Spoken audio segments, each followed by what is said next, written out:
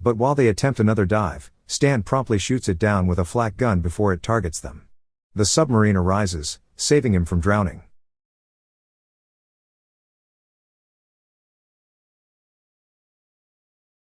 It is 1941 in German-occupied Belgium.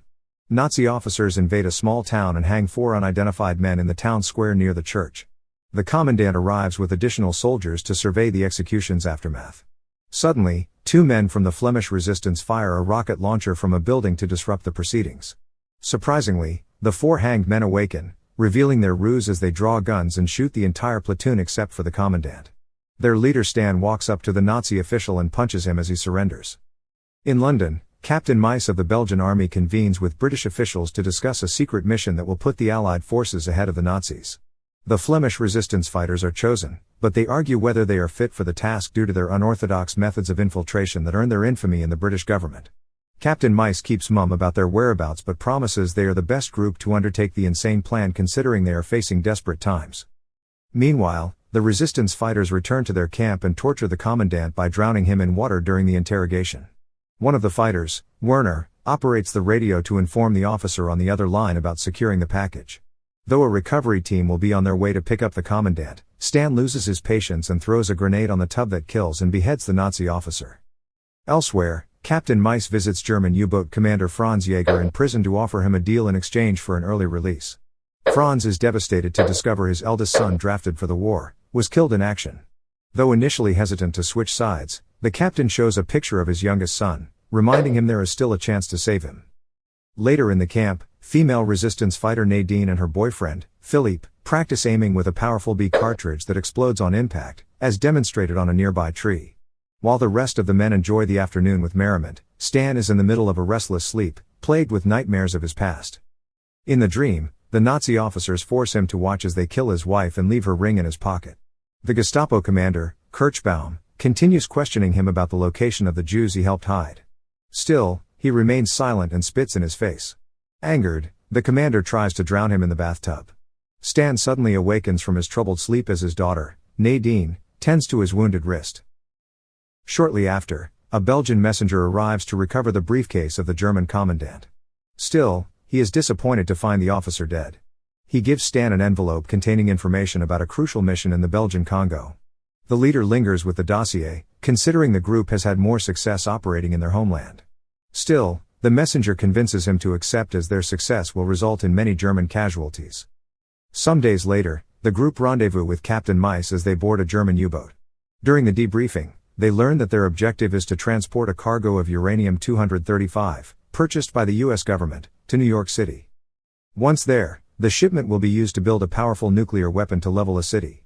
Shortly after, Franz arrives, but Stan tells the captain he is unwilling to collaborate with a German, despite the expertise he can bring. Nonetheless, Franz immediately discusses the fundamentals of handling the U-boat, including a tour of the facilities, allowing the crew only 3 weeks to learn. Though the vessel can launch torpedoes, the captain prohibits using weapons to stay as a transport ship. The unit later gets assignments on where to station on the U-boat, except for Nadine, who Stan insists on leaving behind on a plantation in Africa since he is protective of her. Over time, the men become proficient in handling the submarine through the instructions of Franz and Captain Meis. One night, after a brisk swim, Nadine spends one more romantic evening with Philippe, telling him Stan cannot be convinced to let her stay in the boat. A new day arrives as a few burly African workers load the cargo into the submarine. Suddenly, Werner intercepts a German radio transmission. Philippe spots German warships headed their way, forcing the crew to set out for America earlier than expected.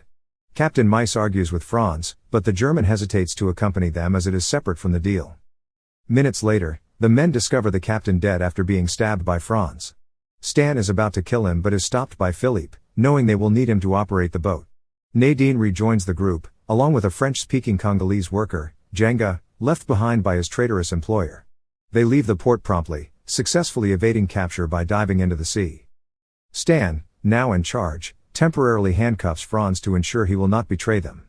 Problems arise as the toilet floods and chlorine gas leaks, forcing the crew to rise to the surface. Unfortunately, they spot a German plane circling above, but while they attempt another dive, Stan promptly shoots it down with a flak gun before it targets them. The submarine arises, saving him from drowning. Later at night, Stan relives the horrors of the night his family was killed. Kirschbaum holds his newborn baby, threatening to kill him. He relents, revealing the Jews hiding upstairs behind the fireplace. After eliminating them, the commander leaves the baby sitting on top of the tub, but he falls off balance and drowns, with Stan unable to unchain his wrists to save him. He awakens from his nightmare and stares angrily at Franz as he sleeps. Sometime later, Franz notices the ship is off course by 50 degrees, prompting him to investigate the cause. He goes to the engine room and discovers Philippe ignoring his duties by sleeping with Nadine behind the machinery. Stan arrives and checks in with Franz, only to become enraged, catching Philippe half-naked under the blanket with his daughter. He orders the men to open the missile hatch, preparing to launch him out of the submarine. Fortunately, Nadine stops him, demanding to be given an everyday life to love someone. Learning that Stan will only relent when she ties the knot, she asks Franz to marry her and Philippe immediately above the submarine. Though not legally granted authority to officiate the ceremony, he happily agrees, only to cut the wedding short when another German U-boat forces them to dive underwater. Shortly after, the unwed pair discuss their future. Nadine airs out resentment for her father, wishing to be with her mother instead after they get married. Unfortunately, Philippe tearfully reveals that her mother and younger brother were killed by the Nazis, a moment he witnessed as he rescued Stan from his bondage during that horrific night. He apologizes on behalf of her father for not telling her sooner. Suddenly, Werner loudly alerts the crew that a torpedo is fast approaching. Everyone gets to their battle stations as Franz orders the submarine to dive deeper. Fortunately, the torpedo barely misses the top of the vessel. The crew stops the engines and stays quiet as a German submarine surveys the area for anomalies. Franz orders Klisse and Van Praag to manipulate the circuitry of one of their torpedoes, ensuring only the fourth and fifth wires are cut. Minutes later, Werner continues checking on the radio channels of the enemy vessel when he accidentally tugs on the switch of his record player, turning it on. The music gets loud enough to be heard outside, forcing the crew to restart the engines and retreat, knowing they have been discovered. Eventually, the duo completes their objective and prepares to lift the torpedo while the enemy ship is meters away from their position. However, the ammunition is too heavy, falling on Van Praag's feet, which get crushed. With the help of Jenga, the crew manages to load the torpedo in the hatch. Stan orders Franz to fire, but the captain hesitates since he does not want to fight back against fellow Germans. Nevertheless, they fire directly at the enemy vessel and brace for impact as it returns fire. Luckily, the missile only scrapes the sides of their ship, while their torpedo makes direct contact because the safety distance mechanism is disabled. Though the enemy boat explodes, it sends a shockwave that blasts through their submarine, causing a massive leak in the hull. They return to the surface midway through a stormy night to drain the excess water. Shortly after, the group tends to Van Praag's injuries while he loses lots of blood. Stan instructs Franz to cut off his legs since he has previous experience butchering animals, but he hesitates. Philippe takes the saw, volunteering to cut them himself, as the men strap Van Praag down and keep him calm with alcohol. Shortly after they recuperate from their harrowing experience, a German destroyer arrives and radios the crew to offer assistance, believing they are a German vessel floating off course due to a repair issue. Franz allows the German boarding party to inspect their boat since there is no option to escape, much to Stan's anger. He explains that they must keep quiet so they will not get suspicious that they cannot speak German. Not long after, the German commander climbs aboard and heartily discusses their quest to locate a rogue U-boat in the area with Franz, who offers his crew whiskey. While drinking, they hear someone screaming in terror, prompting one of the German medics to help. Unfortunately, he discovers their ruse as Van Praag shouts in Flemish, alerting his mates. Chaos ensues as the men desperately eliminate the Nazi officers at the cost of Van Praag and Werner's lives. Stan is held at gunpoint but is saved by Franz, shooting the German commander in the head. They sulk for a moment, with Franz revealing he has heard rumors about uranium being key in creating a weapon of mass destruction. Believing that Germany must never find out about their cargo, he encourages the crew to continue the mission. Moments later, Franz spots the German destroyer signaling their commander to return to their vessel.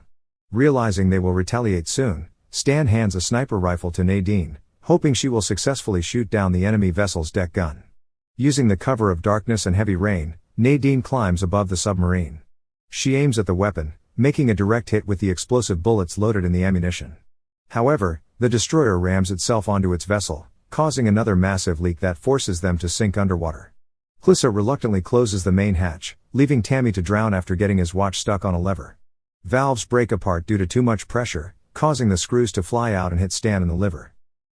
Not long after, the ship sharply crashes into the rocky depths while Nadine gets stuck on the other side of the hull due to a door blockage.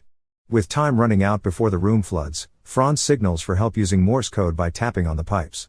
Though Stan is bleeding profusely, he blasts out of the submarine to swim toward the area where Nadine is stuck. Believing this is the end for her, Philippe tearfully professes his love on the window as she watches her drown. Fortunately, Stan saves her and dislodges the door's barricade. After some seconds, Nadine is resuscitated back to life, relieving everyone. To protect the entire ship, Franz sacrifices himself to fix it while underwater. He succeeds and stares at a photo of his youngest son before drowning. Meanwhile, Stan gives Philippe his wife's ring, reminding him it is not too late to marry Nadine. He dies peacefully in his daughter's arms. 4 years later, in August 1945, the surviving Flemish resistance group retired in Miami Beach, Florida, with Philippe and Nadine bearing children. Overheard on the radio is President Truman's announcement that an atomic bomb successfully decimated the island of Hiroshima. Thank you for watching. Subscribe for more videos like this to help the channel out. Have a nice day.